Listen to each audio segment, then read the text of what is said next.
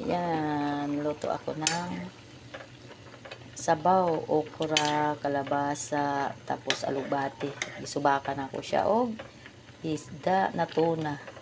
Pinaksiw ko yan eh. Ayan, lagyan ko na ng alubate. Ayan siya.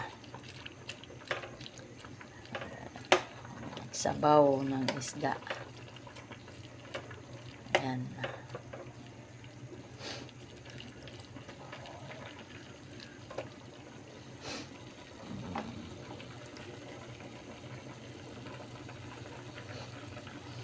Na ang aking sabaw isda.